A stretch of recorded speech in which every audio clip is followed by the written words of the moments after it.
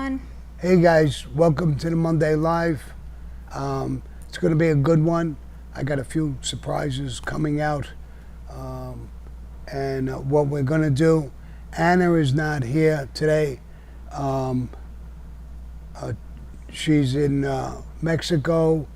The Chechnya War broke out, so she went down with the revolutionaries and she's fighting in the war. So she'll be out today. So Amina's alone, well, with me and Lily. And I want to put this out. I hope I'm going to say it for the other people who ain't here yet. But I'm going to California on Thursday, and I won't be back. I'll be back Monday night, so I'm going to postpone the next week from Monday in the day to Tuesday. Same time, same situation, but it'll be on Tuesday instead of Monday. And there's a whole bunch of things for me to remember. So let's get started with some of the people who asked questions and we didn't answer last week first. Okay, thanks, Sammy. Hey guys, like I said in my chat, go easy. I'm by myself today, so no Sterling, no Anna, miss you girls. Can't wait for you guys to get back for next week. We are going to start out with last week's shout outs and questions. Let's give a shout out to Betsy Wynn. She said, Sammy, love your stories. Shout out from Miami. And Dylan Ironside, just kicking up some scraps to the boss. Thank you, Dylan. All right. We have Gamalier Cruz. Sammy, who is your favorite boxer from Puerto Rico? Who's from what? From Puerto Rico. Favorite boxer? Boxer from Puerto Rico. Mm-hmm. I don't know. I really don't remember who's from Puerto Rico, Mexico, where they're from, but I'm not sure.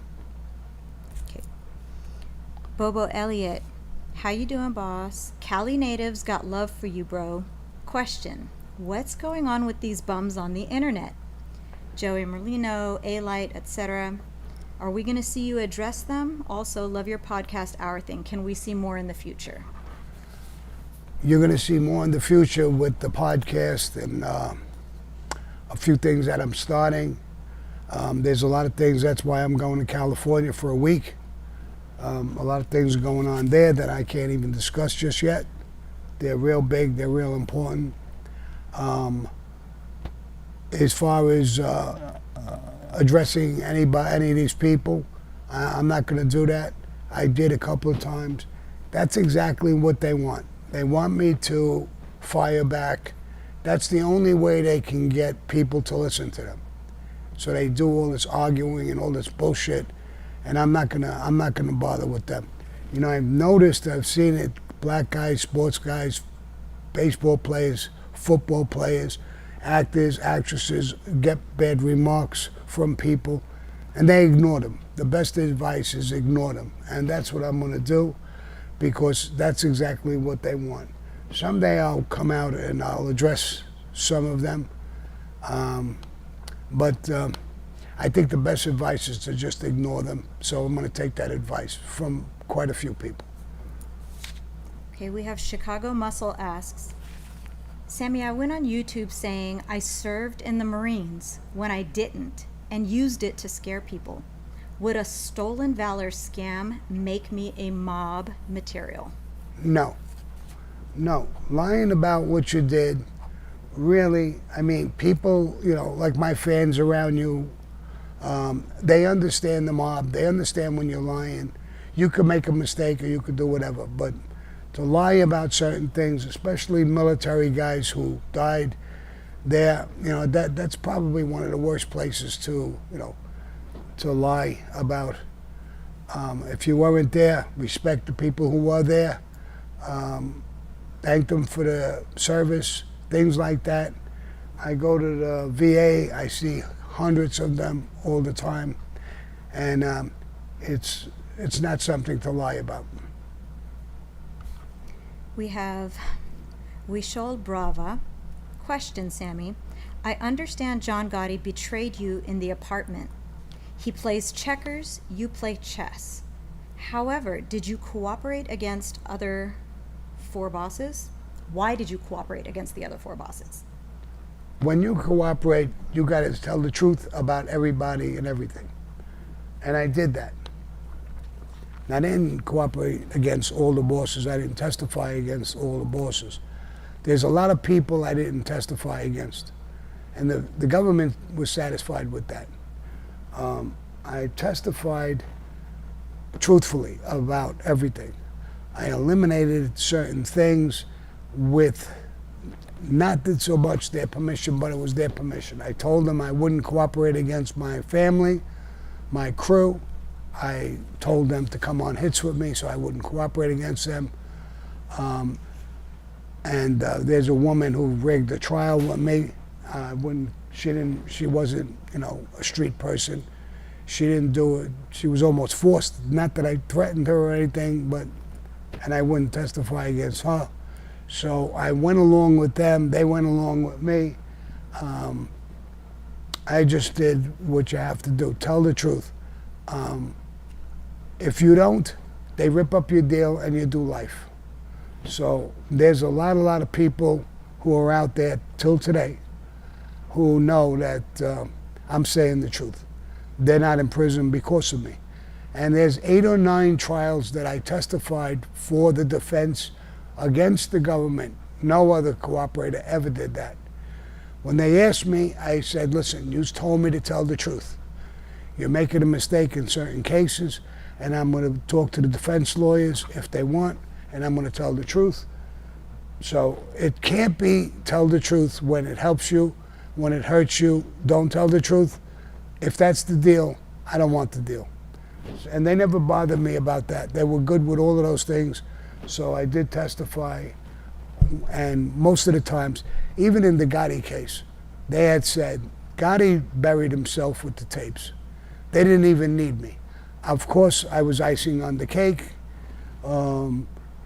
in some of these trials, but a lot of trials, they didn't even need me to testify, which was good.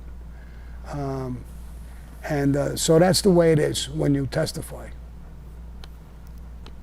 We have Dean O'Mac. How often were you paid? Paid by who? It was a vague question. I don't know if he's referring to just mob life in general or... Mob life doesn't pay you. You go out and make a living for yourself. You kick up to the bosses, who's your boss, and it's not a company. They don't pay you. You make your own way. They give you a lot of help in a lot of ways to make money. I can give you 50 examples of that. I did construction all my life, but when I was in the union, especially when I was a heavyweight in the Mafia, it helped my businesses. It helped a lot of things because I had connections with unions and different things, and a lot of people dealt with me maybe that wouldn't have dealt with me. So the Mafia helps you in a lot of ways, but there is no pay. And if you're talking about the government does when you're in a witness protection program. They do give you money. I got some money. I was in there for 8 months. It was bullshit money, nothing big, nothing serious. And at one point, they cut it off. They change your name. They do all kinds of different things. So if you're talking about that, some guys got money. I got money. I didn't have a car with me when I cooperated, and I wanted to buy a car, and they gave me $2,500. Now, what the fuck was I going to buy for $2,500? So I had money on my own. I sent to my family. I got $20,000 and their $2,500, and I went and bought a car. So it's not what you think. It's not that much, but it is something. They'll help you pay your rent for a while. They'll help you pay certain things for a while, but then it cuts out. Okay, we have Anthony. Sammy, is there anything you can tell me about the Connecticut Captain? Yeah, I didn't know him personally. He was a captain in the family. He had a crew in Connecticut. The only crew we had there was a strong crew. Giganti came to Paul Castellano and was complaining that he was giving Chan a hard time in certain areas in Connecticut. Paul gave him permission to kill him. Now, you're the father of the family. He's a captain. That's exactly, he's supposed to protect his area for our family. You're the boss. You're supposed to protect him. He's one of your people. It was one of the worst things. It's one of the things that I think put a nail in his coffin. Those are one of the stories that we found out. You kill your own people, in other words, because you're making money with Chin, and you just want to kiss ass together, and you betray one of your own people, give an outsider, especially an outsider, permission to kill him. It's a horrible, horrible move. And the people who are left, you know, there was talk amongst us. You know, don't have an argument with Chin. Paul's liable to blow your fucking brains out. That's what he created, that monster. So I didn't know much about him other than he was a good guy, he was a powerful captain, had a good crew, and he protected his area. If he was protecting something that belonged to our family, he was doing his job for the family. How could you turn around and give another family permission to kill him? So that's what I know about him. That's what I remember. And everybody in the family knew that. Well, anybody was anybody, I guess. Okay, we also have Chino from Florida. Did Neil really love and look out for Gotti like the movie portrays? Neil liked John Gotti. At one point, he may have loved him. When the whole thing started, where John was caught with his crew dealing drugs, Angelo's tapes hurt not only Paul Castellano, hurt everybody. I know for a fact that when John Gotti and Angelo Ruggiero went to him for his help in killing Paul, he told John, you and Angelo broke all the fucking rules, every rule in the book. Now you come to me telling me you want to kill the boss of the family. Why? What the fuck did he do? He didn't do anything wrong. You did everything wrong. So at that point, I know for sure he didn't love him. He didn't even like him. He had told him, if you want me to sit for you, I'll sit for you. And I'll try and save your life. But if you're afraid, take off and run. So that don't sound like love to me. So sometimes you can love a person. I loved John myself for a long time, and then he betrayed me and I didn't like him at all. Even not liking him when he got sick and he was in prison, I got word. I was in prison myself, and it really bothered me that he died that way. So I mean, when you have a love, it's like being married. You know, you can love that person to death, and then all this shit starts, and and maybe don't love her as much. Love and hate is a thin line.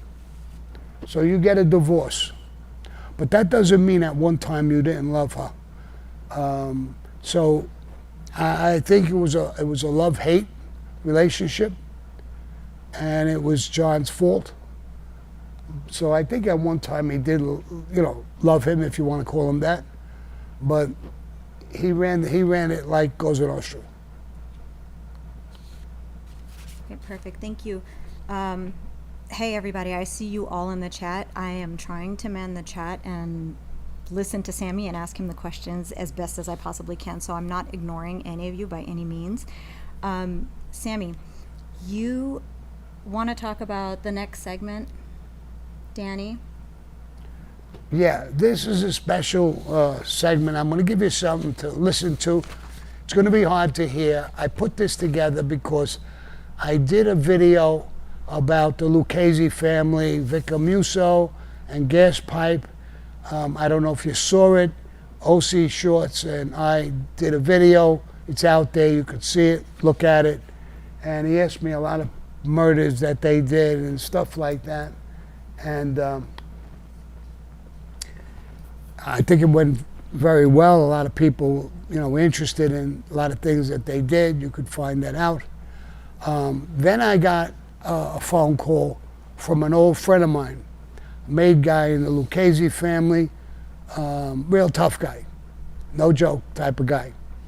And he said, Sammy, I saw your video, and he started texting me. We texted back and forth. I gave it to Amina to look at this morning. I think she's going to read off the text messages, what he said to me and what I said to him. And then he's doing a docu-series. And he sent me a trailer. The trailer was really, really intriguing and captivating, by the way. Yes, it was intriguing, captivating. So I'm going to make you listen to it. It was hard for me to do. I don't know how well you'll hear it, but let's go back and forth. Give them, the text messages between me and him. And I'm going to butt in every once in a while. I'll explain certain things so you're not lost. So everybody on it, try to pay attention as close as possible and as quiet as possible, because I don't know if you'll be able to hear the video properly. So. Okay, do you want me to start off with the trailer? No, let's start off with the text text? messages back and forth. So after watching the OC shorts, Danny had texted you, and he said, I saw the thing you did on Vic and Gas.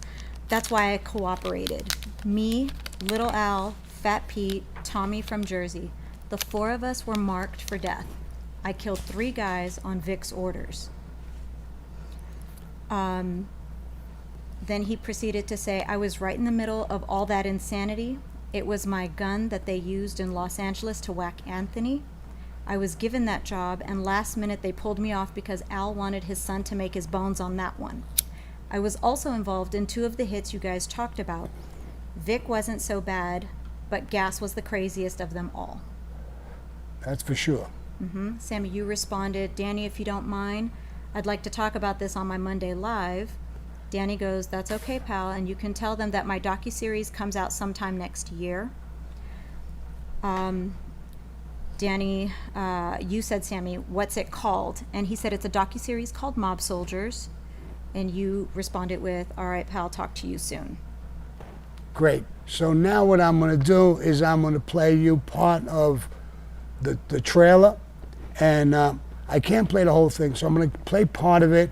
And what I'm going to do, if you're interested in this story and all, the entire trailer is going to be on OurThing.tv at some point, not yet, until I find out what network has it and when it's coming out. Otherwise, I'll have the network on my back. I'll have everybody on my back. So play that first part that we Okay, chose. so this is strictly audio, guys, so just listen to it and see what you can get out of it. One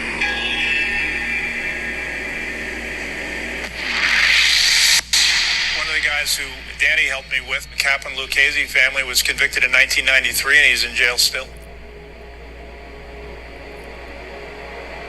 It's a risk for him to be out there, but that's his decision. Some of these guys like Danny just disappear and go off the grid for decades. They have from time to time resurfaced.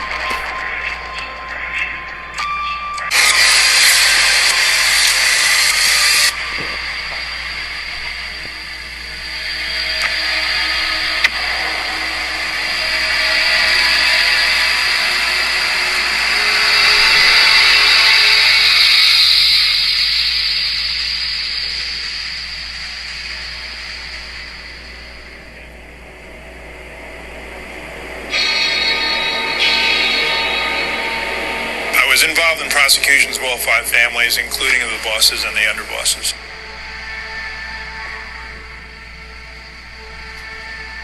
Lots of times during the course of investigation, you'll be applying for wiretaps. You need to know exactly what's on the tapes. And when I left through the back, they had a little parking lot, kind of like an alleyway and stuff, and I was going to my car and I saw this guy coming up behind me.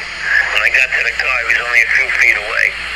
I had a machete under the seat, so I grabbed it and when I got up to the car, turned around and sliced him. He started gushing blood.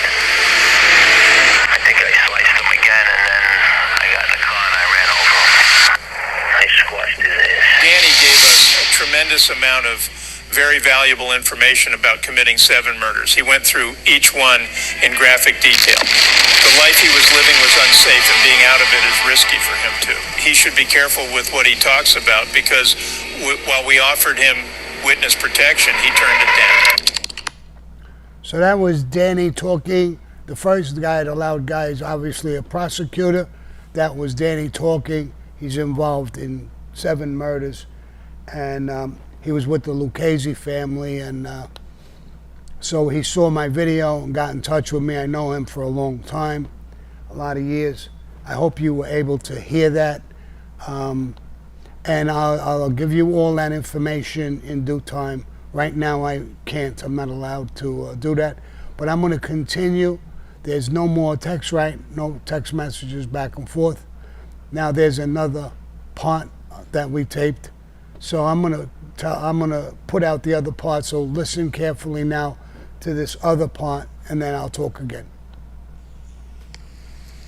You do something, and there's going to be a consequence to that. And what he did, the consequence was, I'm going to kill this fucking guy, you know. And I'm not going to ask for permission. He's going to die.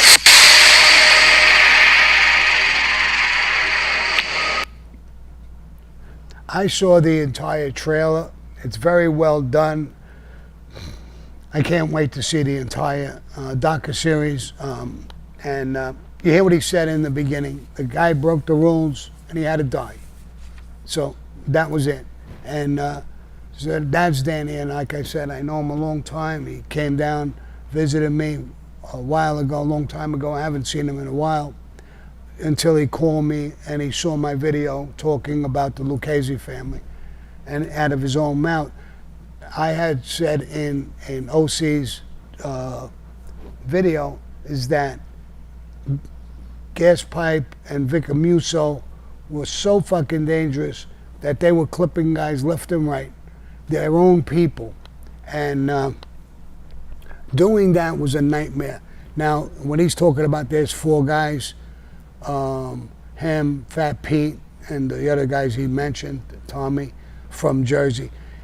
Jersey crew, Tumac was a captain of the Jersey crew, and Gas Pipe and Vic said they put out an order to kill Tumac, who was the captain, and the whole crew. Now that was a nightmare. Some of them got killed, some of them took off, some of them cooperated. You know, when you do this to your own family, these guys ain't coming in no more. And everybody in the family is shook up, like, oh my God, this guy they don't give a fuck who they kill.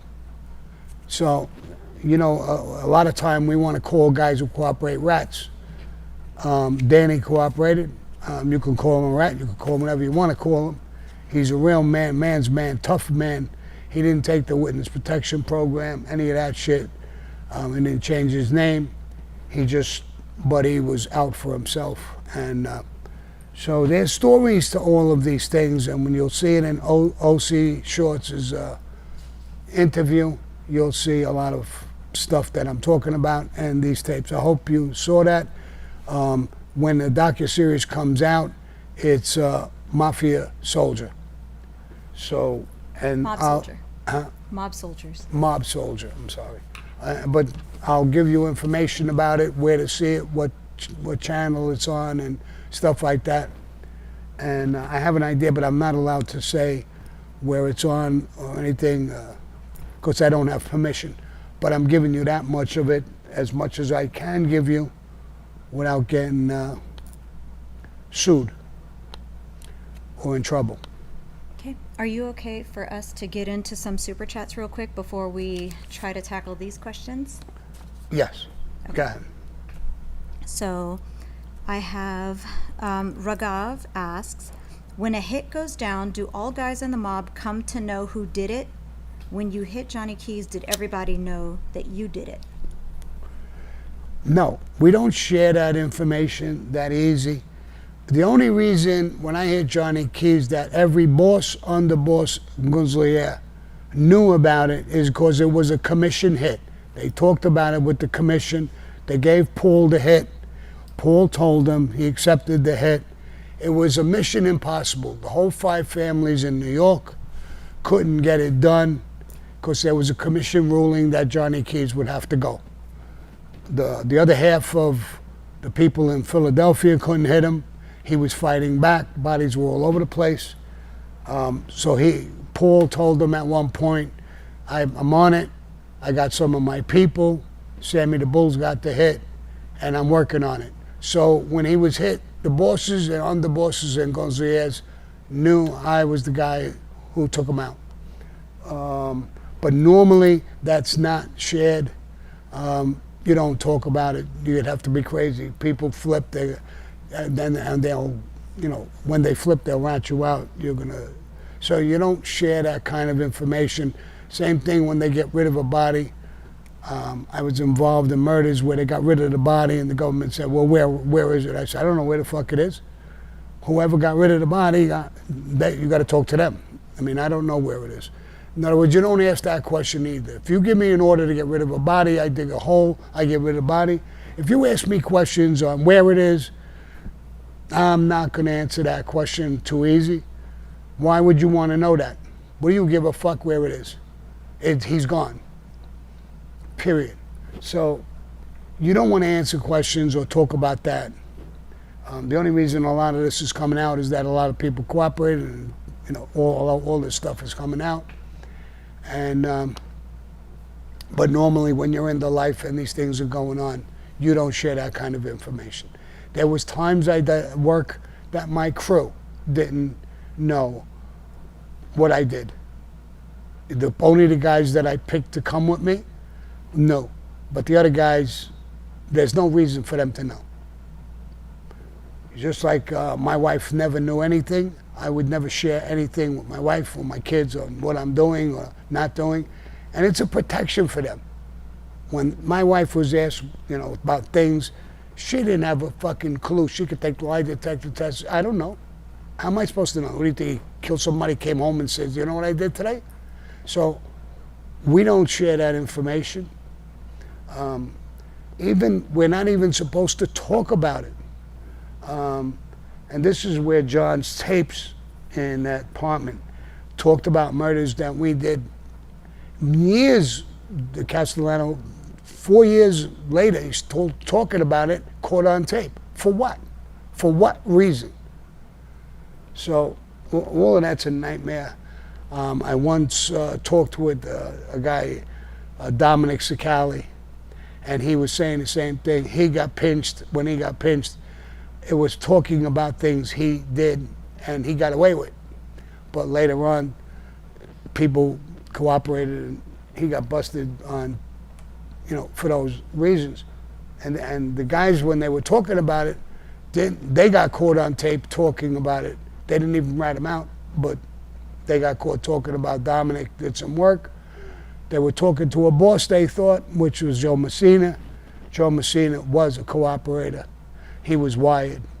When he was asking Vinnie Gorgeous about a hit, Vinnie Gorgeous said Dominic took care of it, and that's how Dominic got pinched. I heard him talk about that a few times. So you're really not supposed to talk about these things. Okay, Ragav is back in the super chat. He says, what is your opinion on Carmine Persico? How was your relationship with him before you were made and after you were made? Was he a good boss? He was tough. They called him Carmine the Snake. He hated that name. He was a snake because you couldn't trust him. He was not, a very, very dangerous guy. I got along good with him. Before I got made and I was with that family, I got along really good with him. I was sent out on a murder, my first murder. I did it. I was sent out to beat up a guy who was fucking somebody's wife and all this other bullshit. I was very effective at it. So when I was asked to do something, I did it. I had a good relationship with him.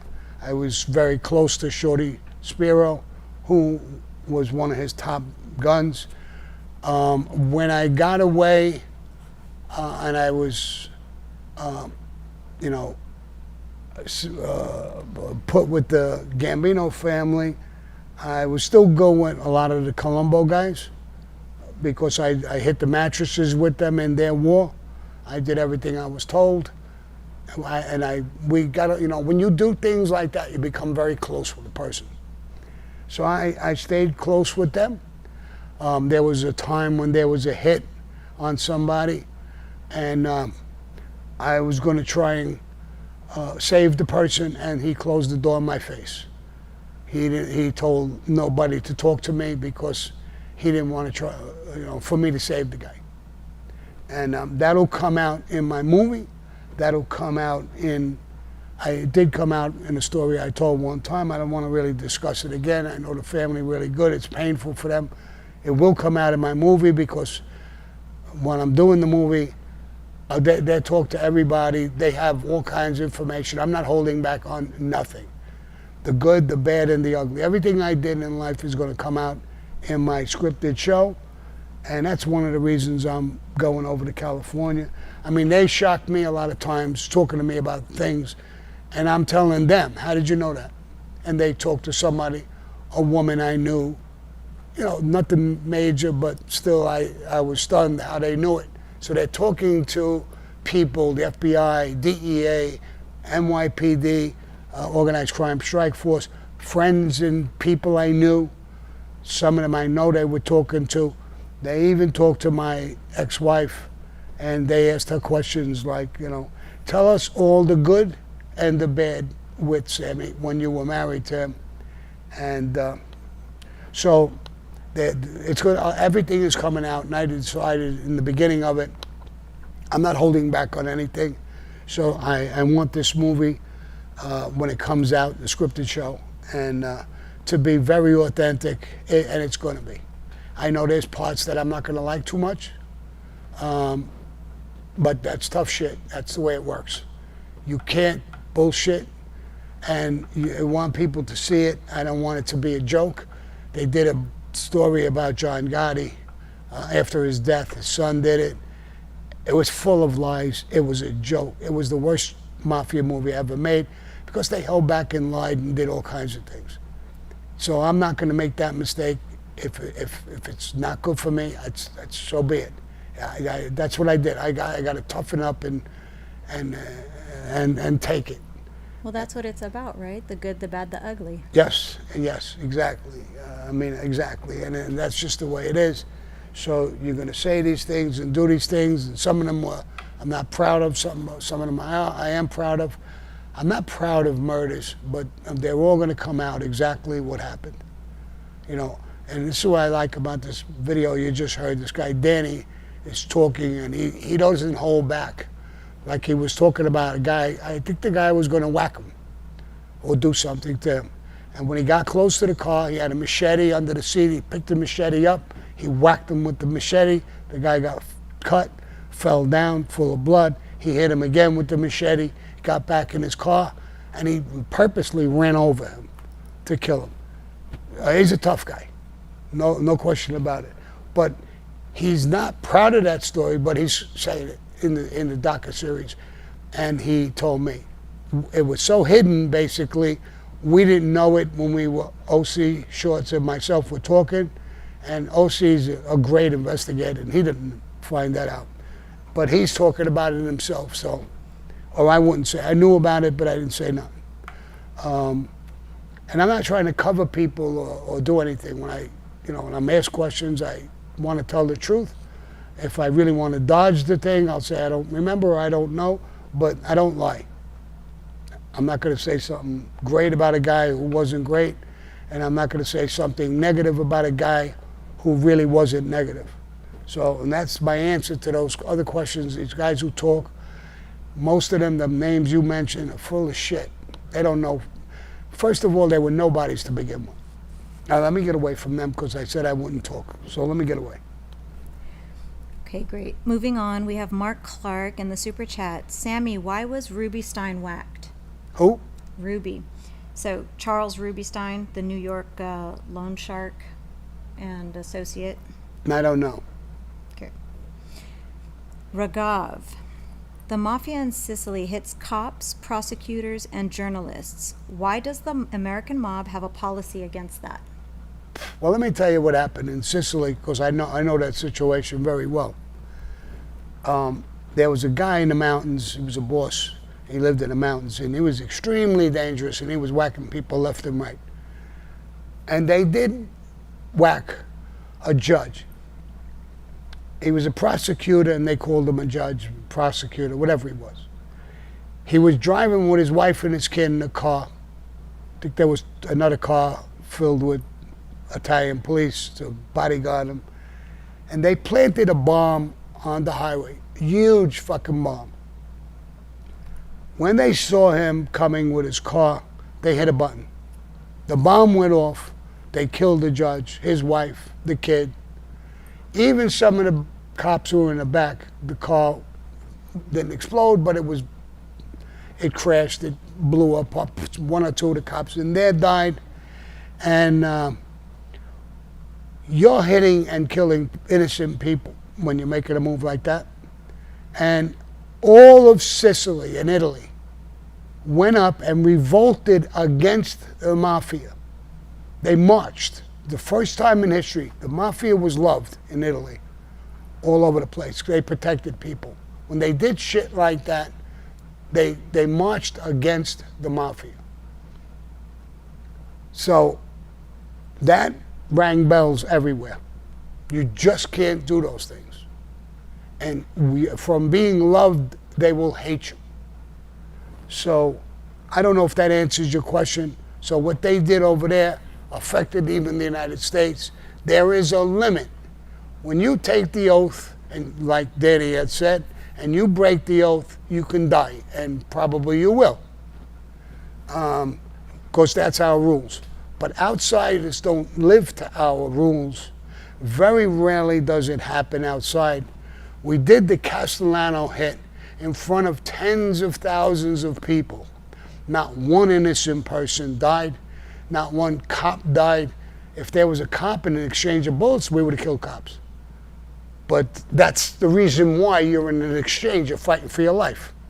He wants to kill you, you're going to kill him. So, but otherwise, we don't do that. Now, if you start killing cops, you don't like them because cops do their job. Some cops break rules and do things, and I'm not sure how that'll lay. In some cases, they went after them. Some cases, they didn't. But when you start hitting people who are not in our life, people who are doing their job, I don't resent the FBI, the job they did. The ones I bunked into, not all of them, but the ones I bunked into, honest, they have a job to arrest the bad guys. I'm the bad guy. I have a job to get away from what I'm doing, to be silent, to be secret, and get away with it. John wasn't silent, he wasn't secret about things, and we all got busted.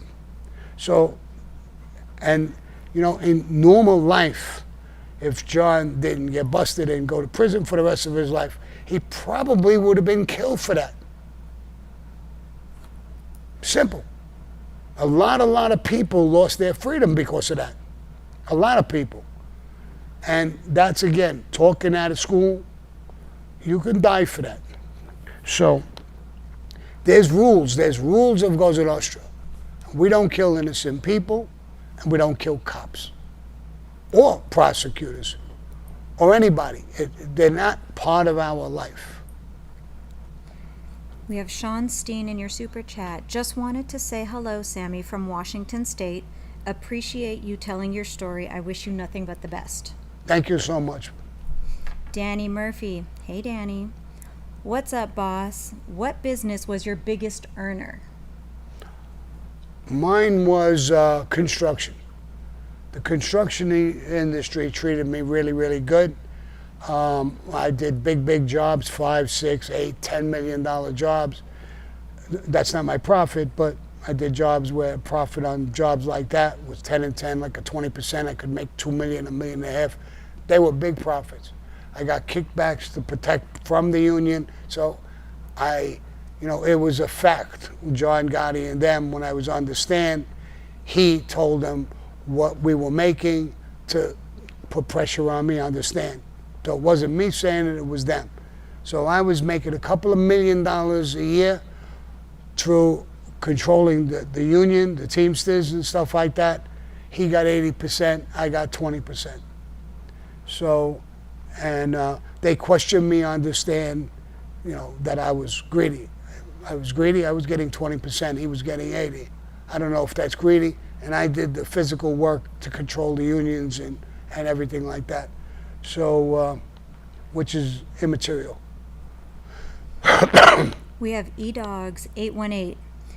Did Ruggiero tapes show Big Paul let FBI use his home to watch Frank Matthews? And is that why you were allowed to whack him without getting whacked?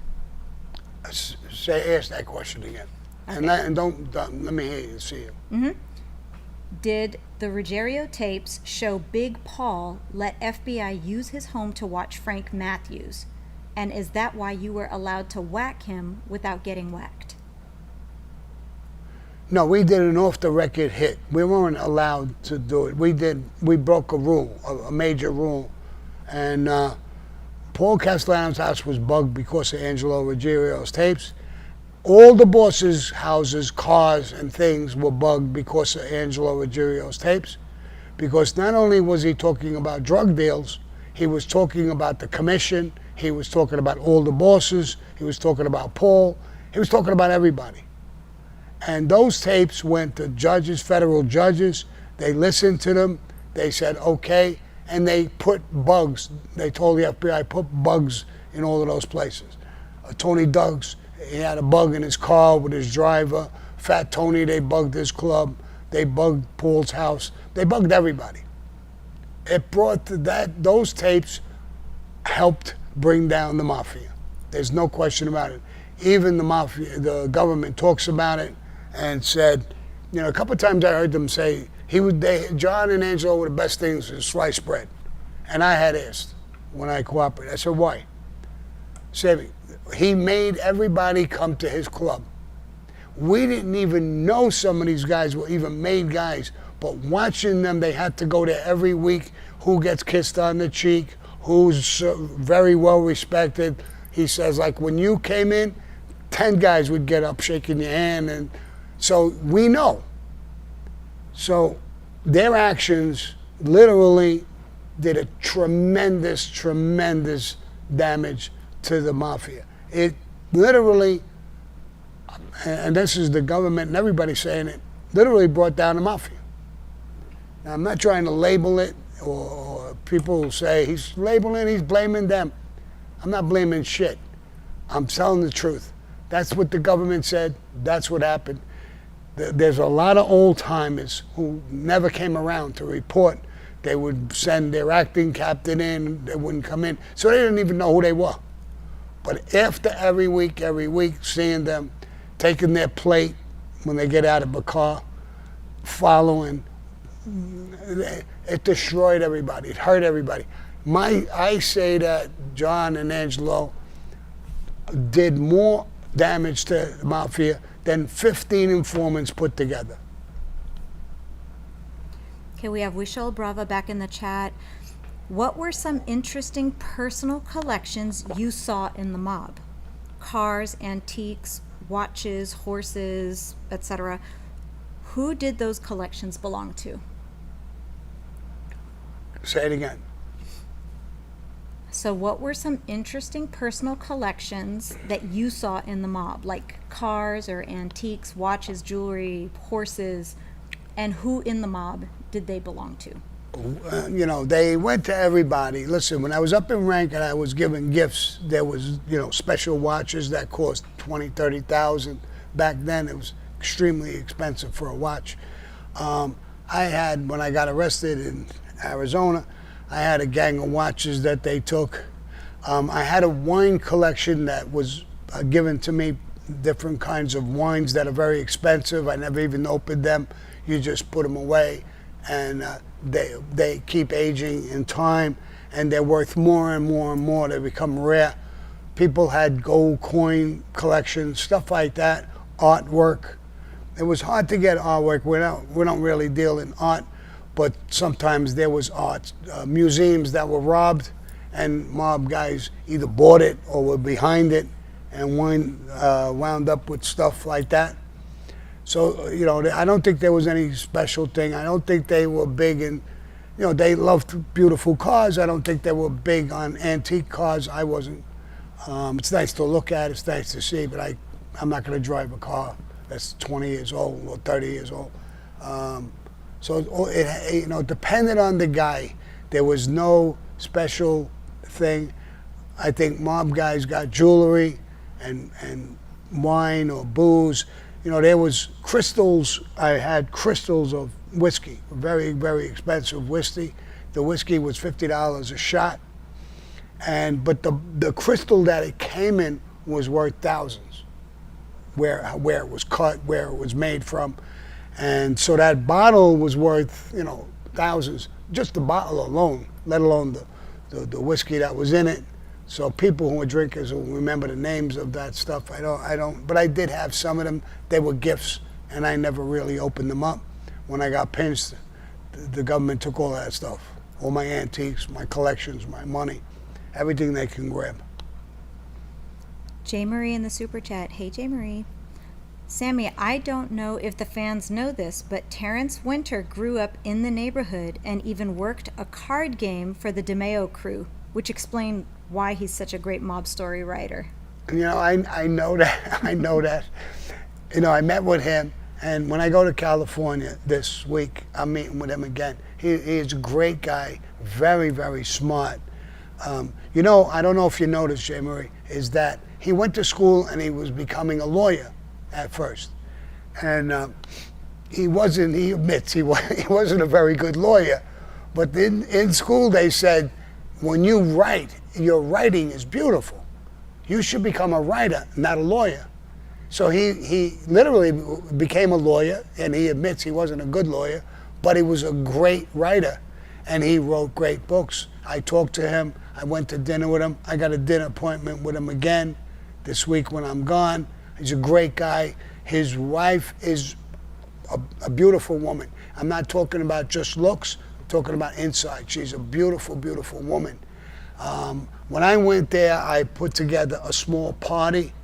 You know, we were going to meet for dinner, me and Terry and Nick Pileggi as well. And I found out that 2 days after this dinner, that it was going to be his birthday. So I called up people to get a special cake made and deliver it to the restaurant that we were going to. And they brought it out, and I have a picture of Terry's wife. She's so excited for Nick, and she has her hands up to her cheeks like that. She was so excited. She's such a good person. She loves Nick Pileggi, and you know, she was so proud that she was there at his birthday. And my friend James Carroll was there, and Anna was there. I believe Anna was there. And so there was a lot of us there. Another good friend of mine, Billy Malone, he's an actor, producer, and his wife is a showrunner. He's a good friend of mine.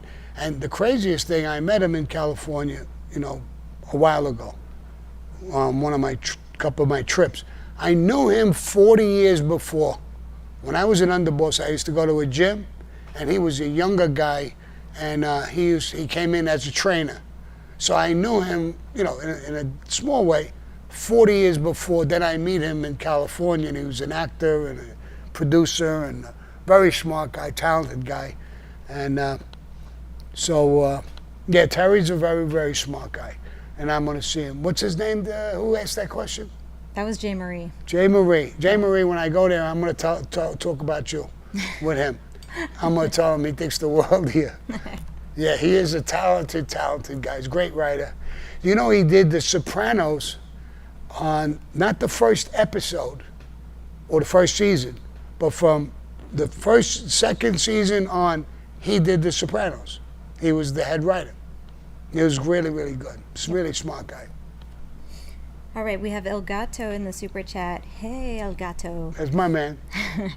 Zu Sammy Salute. What's the biggest robbery New York a Cosa Nostra did? Grazie. I don't know the biggest. There was a lot of them. You know, in the movie Goodfellas, there was that robbery with, you know, and it wasn't, they didn't go in and stick anybody up. the family that was controlling the airport there in Goodfellas, and they had a connection there. And one of the connection guys in the airport, he was a working guy. He said they're delivering money back and forth. He didn't know how much. And he says he made them come in. They tied him up to make him look like they grabbed him. He actually opened the door for them to come in, take the bushels or whatever it was. I think it was 12 or 25 million. So I would say, and you look at that in Goodfellas, I think that was one of the biggest heists I've heard of. And it went off like with no guns, no nothing. They went to the airport, the guy opened the door, they came in, they made it look like it roughed him up a little bit and tied him up. But he was part of it. And they walked away with that money. Okay, let's jump back into the super chats. We have Eddie Fernbaum. He said, desert island quiz. You're stranded on a desert island. What food, beverage, music, and lady would have made your stay bearable? He said, famous lady. And then he goes, thanks, God bless, and keep on keeping on. Well, if I go back in time, my favorite lady would have been, I would be happy with her on a desert island, is Marilyn Monroe.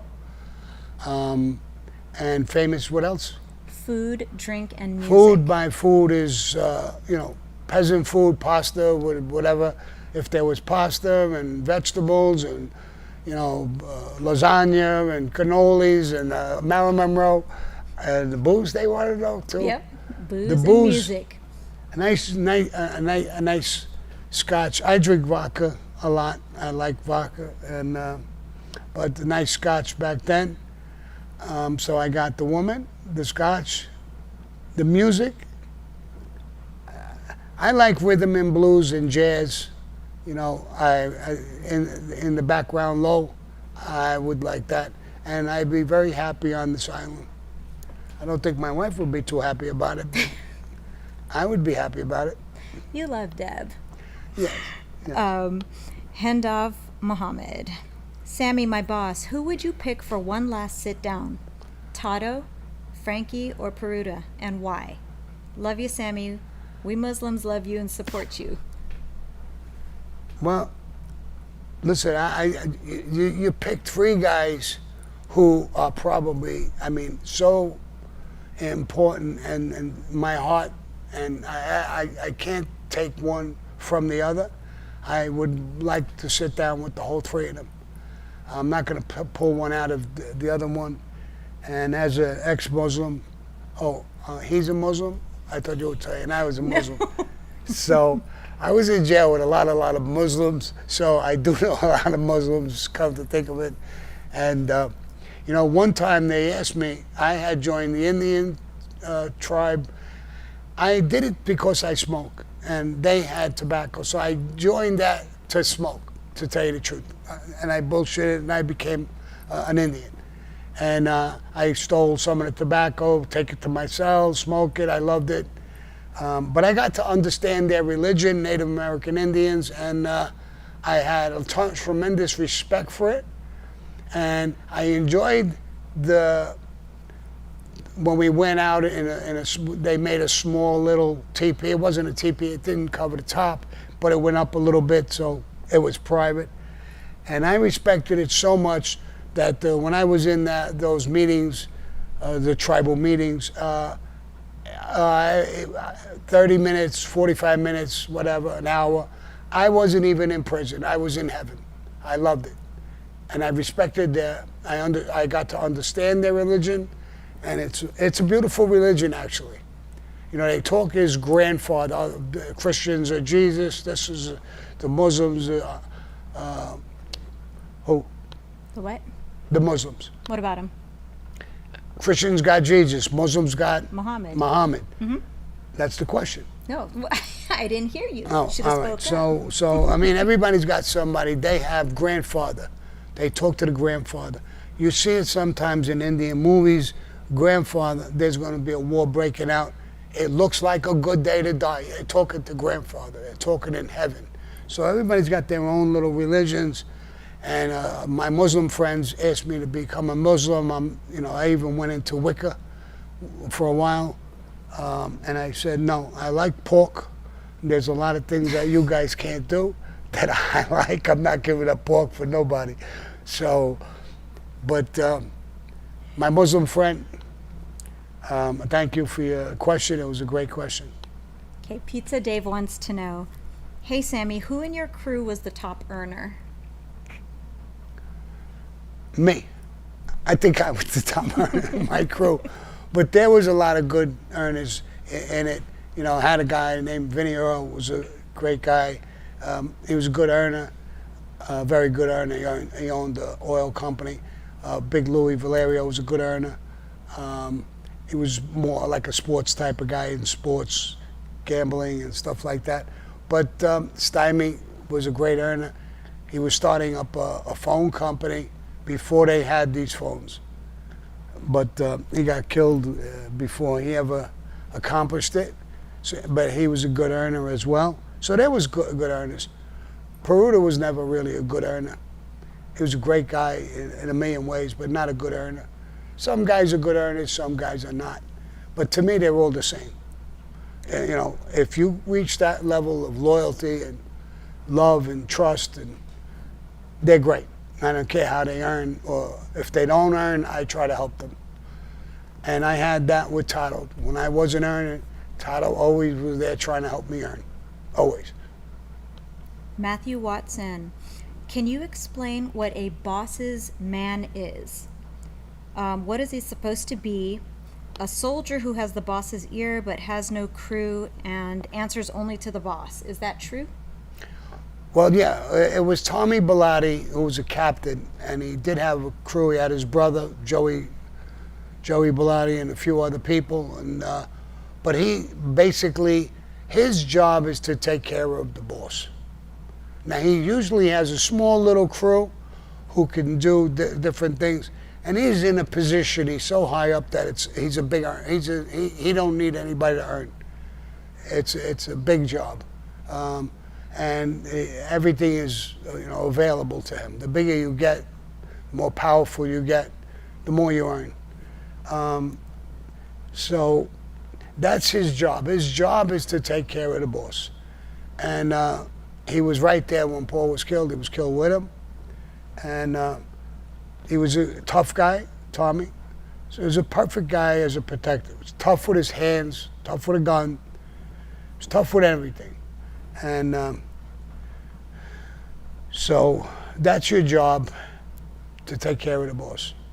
Okay, Ryan Brown's in the super chat. Hey Ryan. Sammy, how well did you know Vincent Vinnie Moo, Governara? He got blown up in a car, didn't die, and he went to California thinking you, Jerry Papa, and Jimmy Emma did it, but it was Dominic Montiglio who did it. Yes, I knew Vinnie Moo very, very well. He was extremely tough with his hands. He fought in the ring, and he was very tough in the street.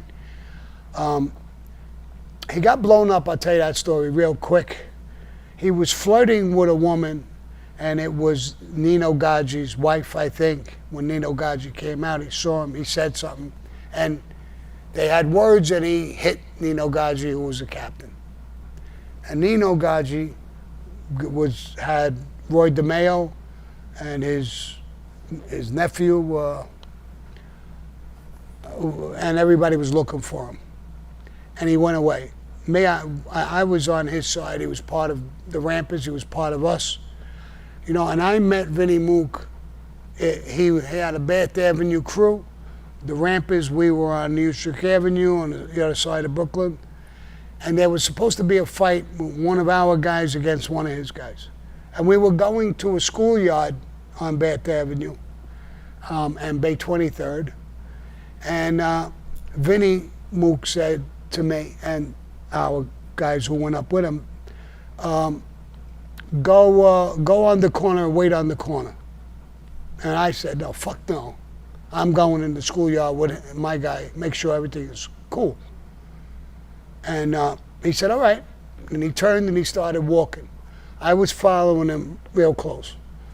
And he turned around and hit me a fucking shot right in the eye. He busted my fucking eye wide open. Great shot. Me and him, those guys didn't fight. It was me and him who went in the schoolyard and I fought with my eye busted wide open, bleeding like a fucking sieve. Some guys said it was the best fight they've ever seen in their life. We fought for 15 minutes straight. Massive fucking blood. Blood was everywhere. Me, I was bleeding from everywhere. He was bleeding from everywhere. And I went to the hospital because I needed stitches in my eye. When I went to the hospital, he was in the hospital. And I went over to him and I said, I put you in the fucking hospital, didn't I? He said, yeah, I put you in there too. Look, you're coming for stitches. I said, no, I'm here to see you. I'm not here for stitches. And that's how we made friends. His brother, his name was Louis Bop. I was super, super close with him. And he had another brother, Arthur Bop. Arthur Bop was killed. Louis Bop left the mob and went away. He went with somebody who went to different countries and was smuggling pot into the country. Guy named Alan Gerton. And I never saw him no more. Then I had a book signing with my daughter. Louis Bop was buying my daughter's book, and he said, tell your father, I would grow up with him. He'll know who I am. So she said, who?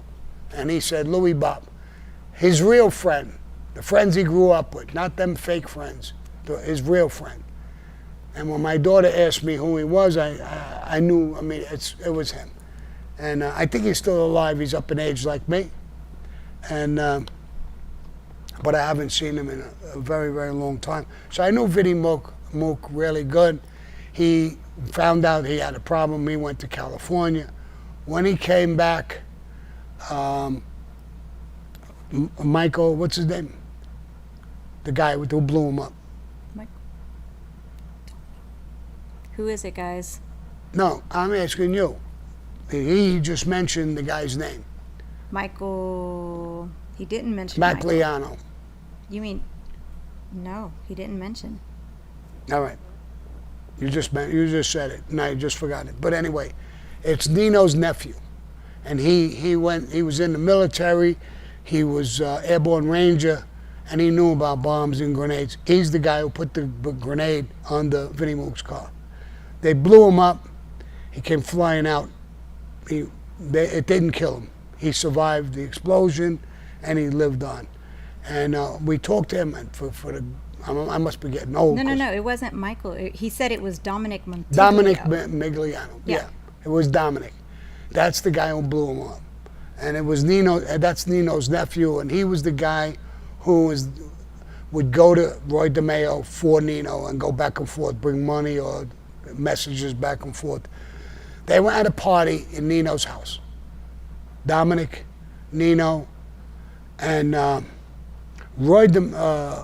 Dominic found out that Vinnie Moo had come back and he was on 20th Avenue in Brooklyn, Benson Heights, Brooklyn. They gave a call to Roy DeMeo. They came down, the whole three of them went to 20th Avenue. They killed him in the street with guns. So, and then years after that, Arthur Bop got killed. And Louis, like I said, Louis Bop left. So I know them real good. Louis Bop was with us in the Ramparts, even though he's part of that Bath Avenue crew. So, yeah, I know the whole thing. Okay, we're after 2 o'clock. Let's do a couple more super chats. We have John Ball. Have you been back to Brooklyn since testifying against Gotti? If not, why? I'm just curious. I've never been back. I was in jail. When I got out, went to Arizona, and then I got busted again, and I had a 20-year sentence. I did almost 18 years on it, straight, and then I came back to Arizona. When I asked, I'm still on parole, John, which you know. I'm on lifetime supervised release, so I'm on parole for the rest of my life. I asked my parole officer, why am I not because I travel to California or different places. I'm allowed, I have to give them a whole criteria where I'm going, why. But they're great with me. They let me go as long as it's legit. I said, are you afraid that I'm going to get killed? And they said, no, Sammy, we're not afraid of that. This comes directly from Washington. They have people who are informants on the street. They have bugs in clubs. You started this social media stuff. The mob loves you. They like what you're saying. They agree you're not a bullshit artist. You're not lying.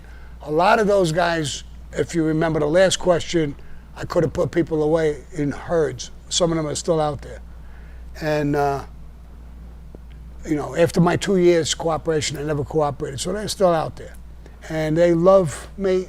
And somebody in Washington told my parole officers that I'm not allowed in New Jersey or New York because they feel that if I go back and feel that love and respect, I might want to try to take over again. I told my parole officers, that's crazy. I would never do that. She said, I know that, but some knucklehead in Washington, that's the decision and you can't go. So that's the reason why I can't go there. It's not that the way it is now, from everybody I hear, from family, friends, street guys, they said, Sammy, you would not recommend, you'd hate it. It's not the same anymore. There's immigrants and people and coming across the border, landing over here, the streets are packed with stuff. There's all kinds of crime going on. I would probably hate it. I know my daughter is in there. She's in New Jersey now, and she don't even want her daughter to go by train or anything in Manhattan. So it's got to be a mess. But I have all good memories of Brooklyn and New York and everywhere around New York, every part of it. I mean, I went to, especially when I was in the mob, I would go to guys in the Bronx, different Queens, Long Island. My mother and father had a home in Long Island, retired there, and I would go back and forth over there. So I really like New York. I love New York. The New Yorkers. I'm amazed that they put up with the shit that's going on there. JB Weld with a very generous super chat for you. Hey, JB Weld. You mentioned before that the Gambinos were more about business than the Colombos. What were the other families like the Lucchese and the Genovese known for? Were they more racketeers than the Gambinos or more like the Colombos? No, they were all different. The Bonanno family lost their commission seat because that's all. They were dealing drugs, and the Mafia didn't want us dealing drugs. Now, everybody had people sneaking, but the Bonanno family was right up front with it. And so they lost their commission seat. Every family had people sneaking, doing drugs. Drugs is big money, and it's easy money. I never liked it. I never liked the people that you had to associate with. So I made money in construction and different things. So I never dealt with it, really. I got busted in Arizona. They called me a drug dealer. I really didn't do drugs. It was ecstasy, first of all. But anyway, getting back to the families and your question, the Luccheses, we just did an OC short. Were business people as well. But when Gas Pipe and Vicar Musa took over, it became a nut house. All kinds of murders. And the Colombo family, they wound up in wars, killing each other. And so each family changed. The Genovese family stayed pretty tight, especially under Chin. Chin ran it really good. It was no games, no nothing. You didn't listen to him, you got killed. There was a guy who from Jersey was his consigliere, Bobby Manor. He's still in prison, 90-something years old. I've been trying to get him out. I can't get him out. And he's got, I think, almost 40 years in prison. I mean, they're letting people out. Let this guy out. He wasn't as dangerous as Chin or any of these other guys. But he was about, the Genovese were more like, business of Cosa Nostra. Not business guys, but business of Cosa Nostra. following goes in Austria's rules and stuff like that. So I think they lasted and stayed strong longer than just about anybody.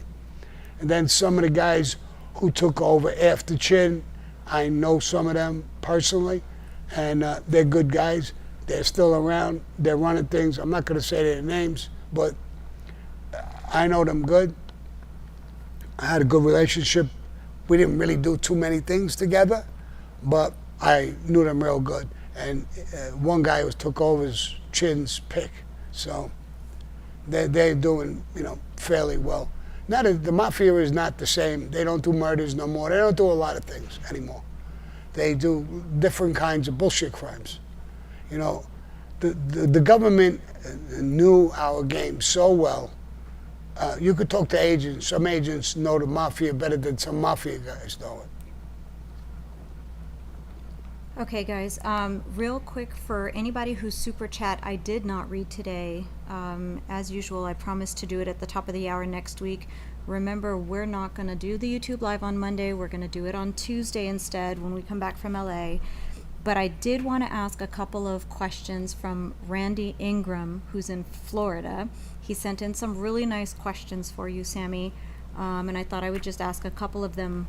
Maybe you could just answer them really quickly before we get off. Yeah. Author Gianni Russo claims Bobby Kennedy and Marilyn Monroe were silenced. Is that true? Was silenced? Yeah, that Bobby Kennedy had Marilyn Monroe silenced. No, I don't buy none of that bullshit. I don't buy none that this guy, Gianni, he's a jerk-off. He's an actor, big white teeth, chocolate teeth, brown skin. He's an asshole. This guy played a part in the movies, an actor, and he thinks he's a fucking gangster. I saw him on one or two channels. He's gonna be cursing me out now.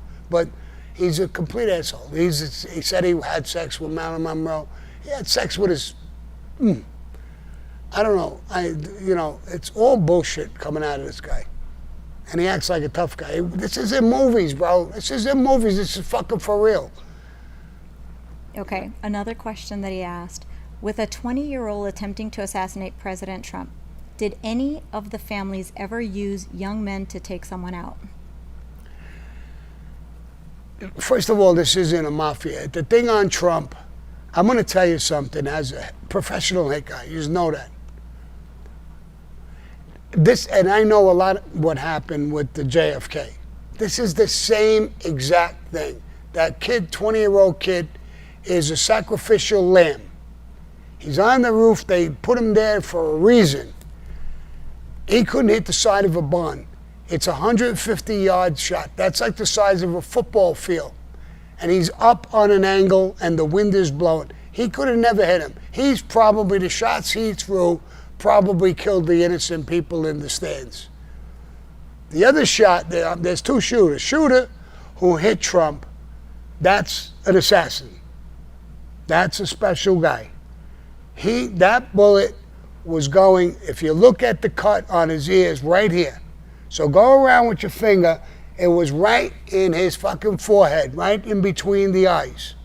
The only thing is, as he pulls the trigger, Trump is explaining something and turns his face, so the bullet goes, it just barely misses his front and hits him in the ear.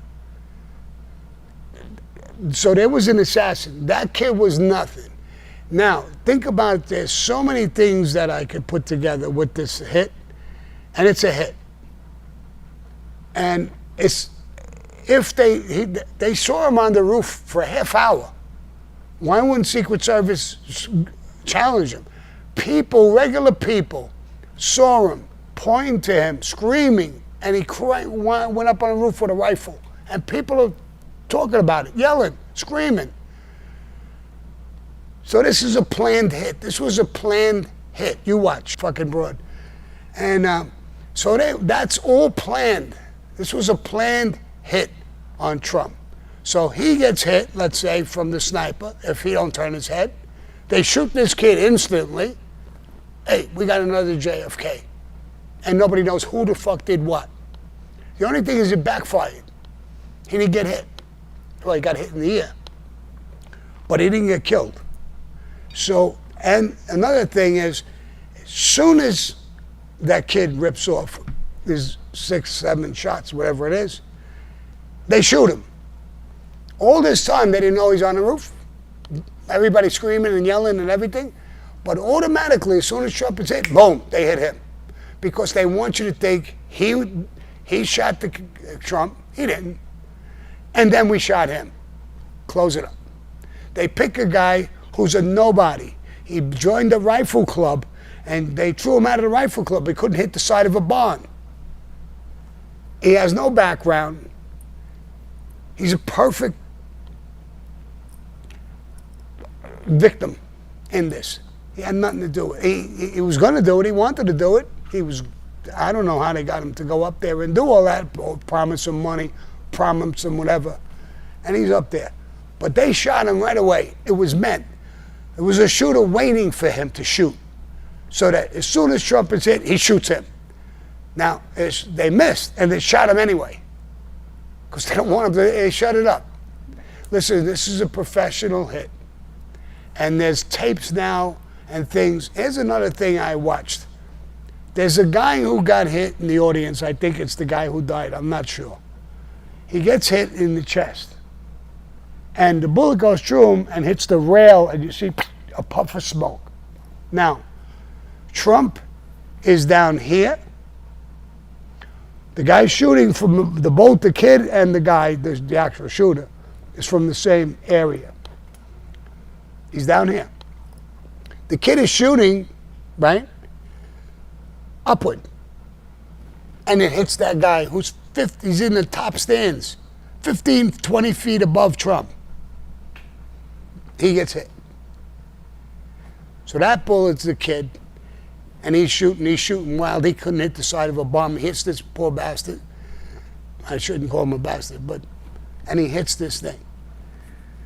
And the other bullet that comes down is coming on a downward angle. Now, if it's the kid, you can't shoot down and up at the same time.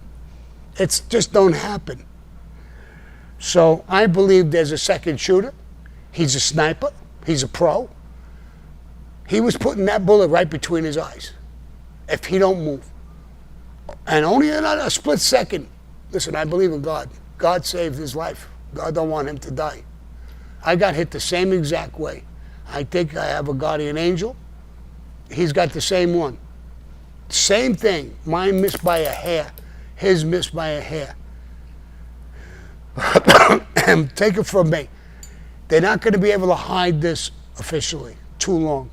I guarantee you there's so many things that are wrong with this. The FBI, the Secret Service is in the building with the kid on the roof. And cops are there. A cop climbs up the ladder, sees him, the kid points the gun, and he runs down. He runs down, there's Secret Service guys and cops in there. He would be screaming. He's on the roof. They know he was on the roof either 20 minutes or a half hour before. Why would they allow Trump to stand on the thing? They would immediately, there's something, a guy with a gun, boom, they shut him down immediately. Drag him off, put him in a bulletproof car and get rid of him. They just left him there. This is a whole plot. This is another assassination. Yeah. The only thing is he survived it. And surviving it, it showed people who hate Trump what he really, really is. A man's man. A guy I want to run the country. A guy who gets hit. Believe me, I got hit in the side of the head. He got hit there too in the ear. You don't know if you're going to live or die. He got up, put his hand up, and yelled 3 times, fight, fight, fight. I want that guy to fight for me as the President of the United States and fight against the rest of the world, like he was doing. And I think the rest of the world feels like that. Everybody I've heard on television, whether it be Joe Rogan, Patrick Bet-David, everybody, Megyn Kelly, everybody has, you know what Megyn Kelly said? I saw him on, I like her, Megyn Kelly. I like her a lot. She's good, she's honest. She said, she never really got along with Trump. She's one of those. But she didn't hate him, but she didn't like him. She said, I will vote for Trump And if I have to walk over glass to get there to vote, I'm going to do it. Now, these are people who didn't love him. They love him now. They saw what he really is. And if he dies on that stage, so does our freedom. He's our only shot for freedom. To make America great again. And that's what we need.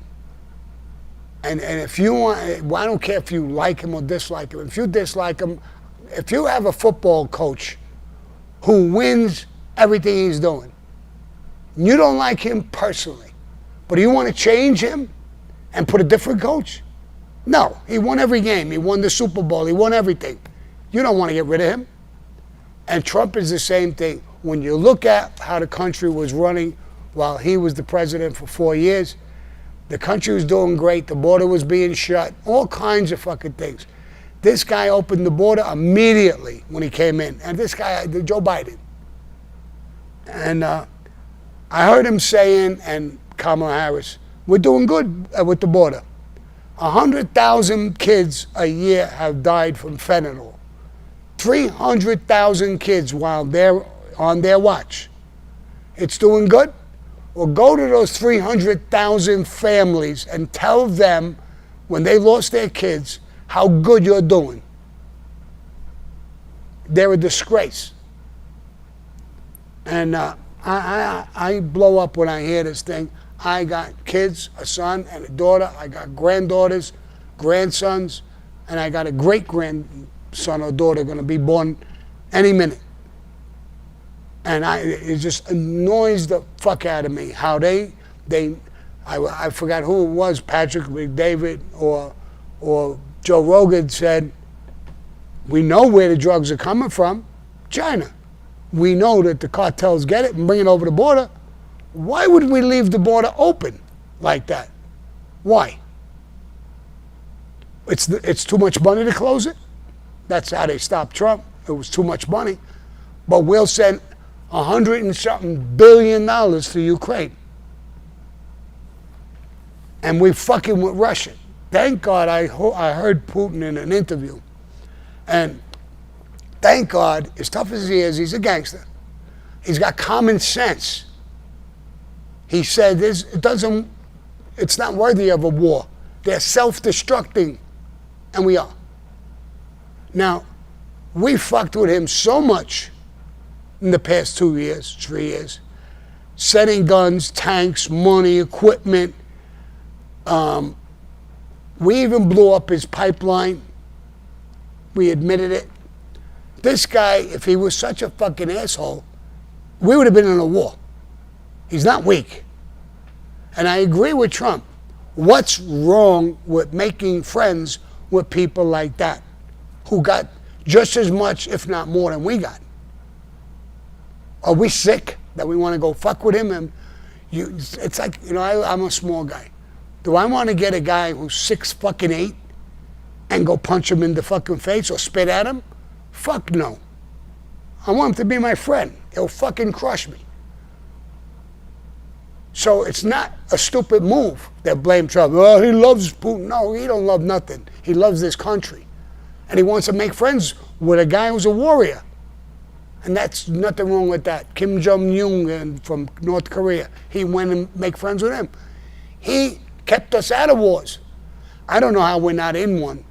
Thank God Putin has a half a brain and the ability to say, it's not worthy for me to go to war. They're self-destructive. Why should I go to war? Leave it alone. And that's just what he said. So, I want to tell your viewers to hit that like button. They're kind of snoozing guys, today. hit the like button, subscribe. There's so many things. When I come back next Tuesday, hopefully I'll have some reports about what happened in California with me and what's going on. And I hope you like this show.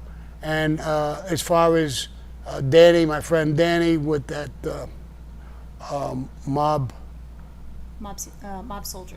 soldiers, his trailer or the docuseries, when it comes out, I'll keep you informed about that. And So if you want to know more about the Lucchese family, watch OC, has a video out I did with him. Me and him did the whole thing about that family and different hits that I knew.